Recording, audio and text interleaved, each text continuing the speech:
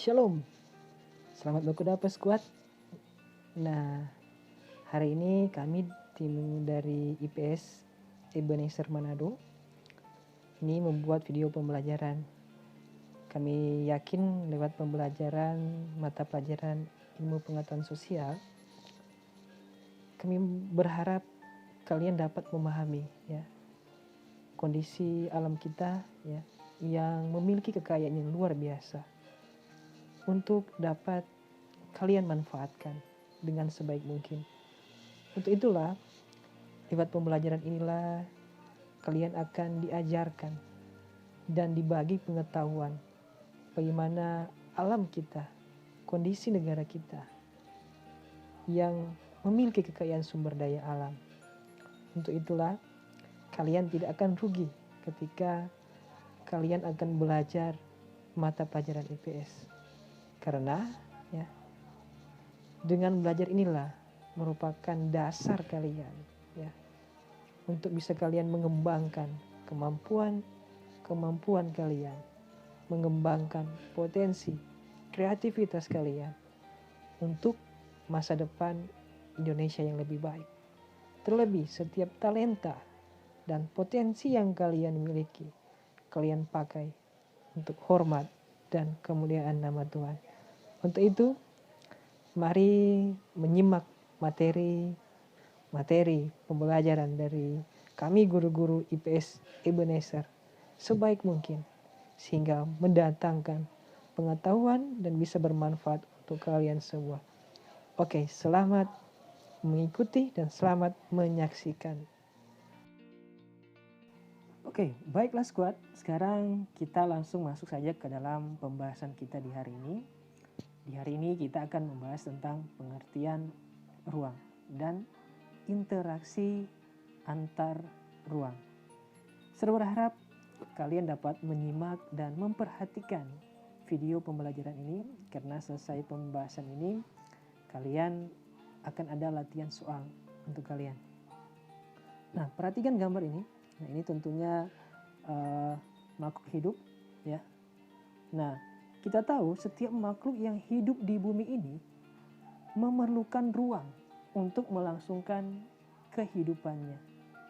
Nah, dari hal inilah kita bisa melihat pengertian ruang adalah tempat di permukaan bumi baik secara keseluruhan maupun hanya sebagian yang digunakan oleh makhluk hidup untuk tinggal atau melangsungkan kehidupan mereka.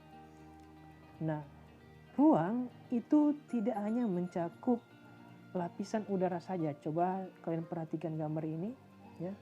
Dia juga mencakup yang ada di dalam air ya. Bahkan yang ada di dalam permukaan bumi itu ya. Di ruang tidak hanya sebatas udara, tetapi juga lapisan atmosfer terbawah yang mempengaruhi permukaan bumi. Ruang juga mencakup perairan di permukaan bumi, laut, sungai, dan danau, dan di bawah bumi air tanah, sampai kedalaman tertentu. Ruang juga mencakup lapisan tanah dan batuan sampai pada lapisan tertentu yang menjadi sumber daya bagi kehidupan. Nah, misalnya contohnya di gambar ini kita bisa lihat perbandingan antara kota dan desa. Ya. Terjadi perbedaan karakteristik ya antara kota dan desa.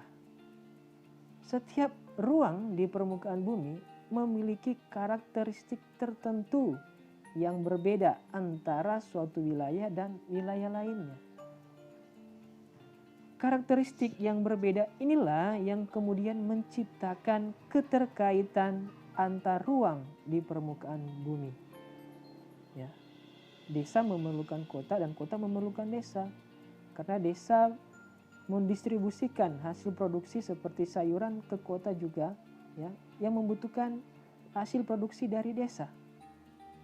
Nah, ada beberapa kondisi saling bergantung ya, yang diperlukan untuk terjadinya interaksi keruangan. Yaitu yang pertama, saling melengkapi atau complementarity. Yang kedua, kesempatan antara atau intervening opportunity.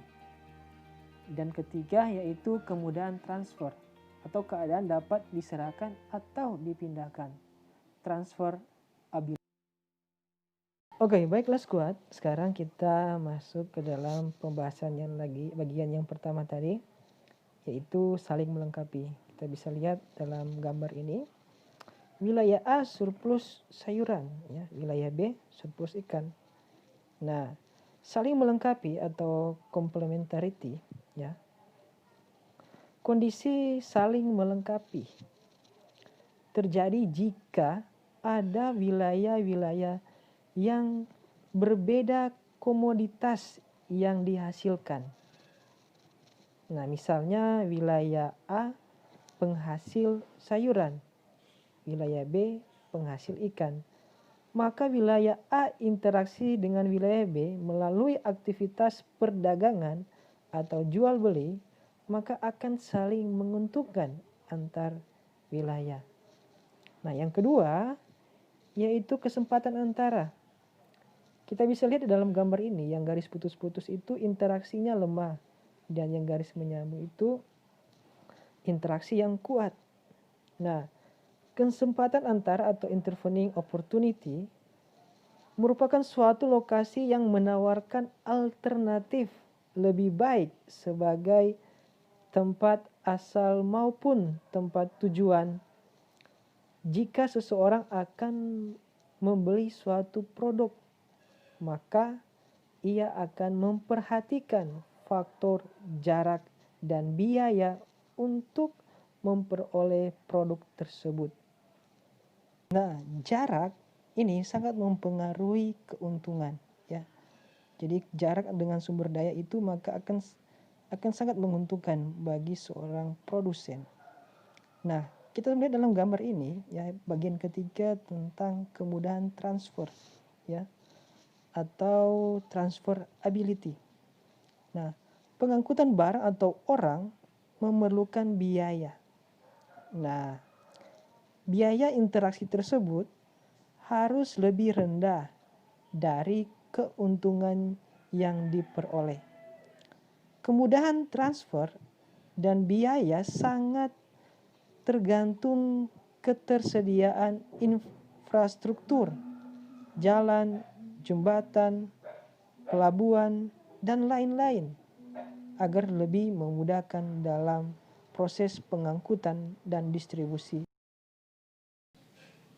Demikianlah materi kita di hari ini, squad. Terima kasih, sampai bertemu di pertemuan-pertemuan kita selanjutnya. Selamat melanjutkan pembelajaran kita dan Tuhan Yesus memberkati kita semua.